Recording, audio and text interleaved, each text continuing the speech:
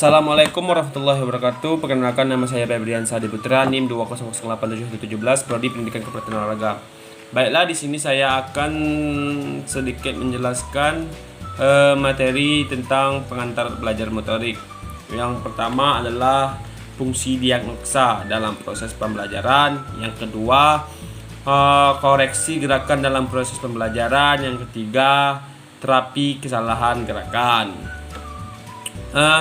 Baiklah, kita akan masuk yang pertama adalah fungsi diagnosa dalam pembelajaran.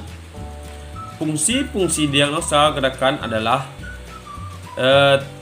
fungsi diagnosa gerakan terbagi menjadi 4, yaitu sebagai pedoman atau dasar untuk memberikan koreksi kesalahan yang terjadi. Yang kedua, untuk dapat melokalisasikan letak kesalahan. Yang ketiga, untuk mengidentifikasi jenis dan faktor yang menyebabkan terjadinya kesalahan. Yang keempat, untuk memperkirakan atau menemukan alternatif bentuk perbaikan kesalahan yang terjadi.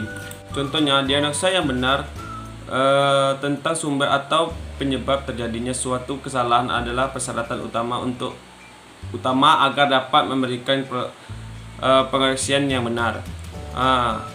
Diagnosa yang salah sudah pasti pengoreksiannya yang salah pula. Ini tergantung dengan keahlian gurunya. Berikutnya, yang kedua adalah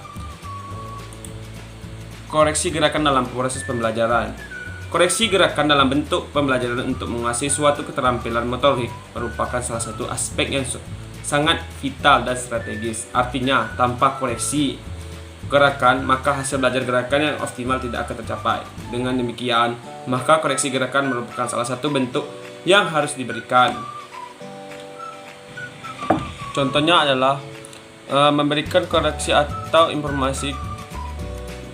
menginformasikan suatu kesalahan sering disebut kritikan. Di dalam memberikan koreksi terhadap suatu kesalahan perlu berhati-hati hal ini agar terciptanya hasil belajar yang optimal.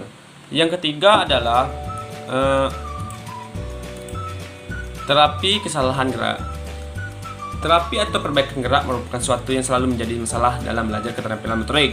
Permasalahan ini muncul antara lain disebabkan oleh kurang tepatnya diagnosa kesalahan yang dirumuskan.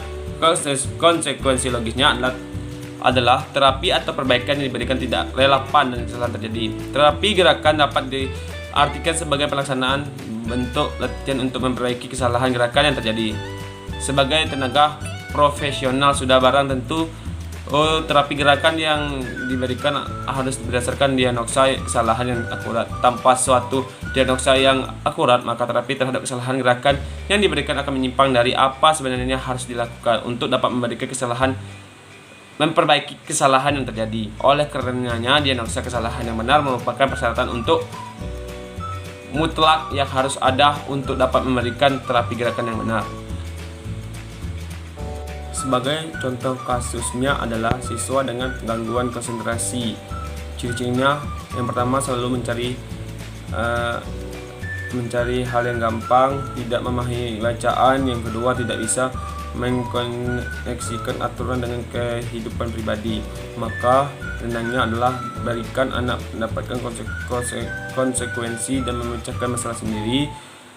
Dielus dada atau punggung, tidur di atas bola kemudian digoyang-goyangkan, duduk simpu dengan tangan menempel di lantai.